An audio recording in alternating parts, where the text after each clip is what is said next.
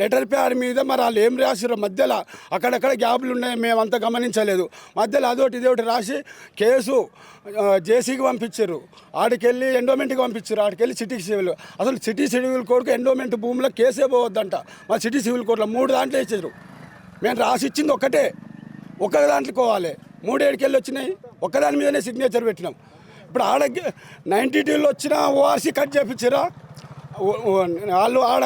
అది ఆ తర్వాత ఏం జరిగింది, నేను 2003లో రిజిస్టర్ కొన్నాక 2003లో నాకు అమ్మిన ఆయన రిజిస్ట్రేషన్ చేసుకున్నాడు. 6లో నేను రిజిస్ట్రేషన్ చేసుకున్నా.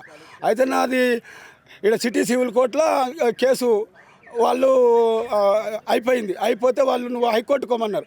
హైకోర్టుకు పోమంటే వాళ్ళు స్టే ఇచ్చారు. ఎప్పుడు నాకు 29 అక్టోబరు 2003లో ఇచ్చారు, 3లోనే. అయితే అది ఉన్నది. దాని అర్థం ఏంటంటే వాళ్ళు ఏం చెప్పారంటే కేసు ఎండోమెంట్లో కేసు పూర్తి అయిందాక ఈయన దగ్గరకు ఎవ్వరు పోవద్దని. అయితే మా లాయర్కి చెప్తే మా లాయరు ఆ ఈవో మేడానికి చెప్పిండంట 11 ఇళ్ళల్లో 10 ఇళ్ళు లేదు, ఒక్క ఇంటికి స్టే ఆర్డర్ ఉంది, వాళ్ళని ఏమనుకురంటే సరే అని అన్నారు. ఆ స్టే ఆర్డర్ చూపిస్తే ఇది నడవదు 6 నెలలు ఉందని. 6 నెలలకు ఎవరన్నా స్టే ఆర్డర్ ఇస్తారా? 3 సార్లు అతిక్రమించారు వీళ్ళు. ఓఆర్సీ కట్ చేయించారు.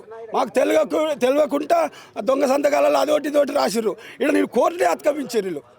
కోర్టు హైకోర్టుకు ఇచ్చిన స్టేని తీసుకొచ్చి మా అన్నలు మేము ఉంటే దొబ్బేసి చేసేసారు.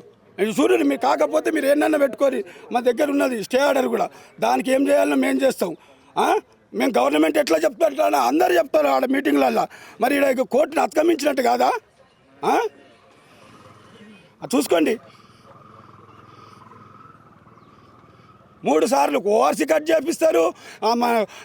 తెలిసిన వాళ్ళకు మెత్తన దగ్గరికి వస్తే ఇదే నా చేసేది, ఇదే నా న్యాయం. ఇప్పుడు కోర్టును మీరు అతిక్రమించరా లేదా?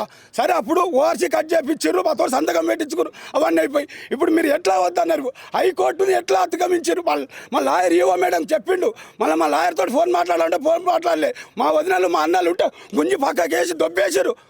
ఇంట్లో 3 ఉంటే 3 ఉండాలి, మీ అన్నలు ఉండొద్దు, మీ వదినలు ఉండొద్దు అని. ఏంది ఇది? ఎక్కడుంది అన్యాయం? అంటే ఇలా కోర్టులు ఏమంటే ఏం లేవా?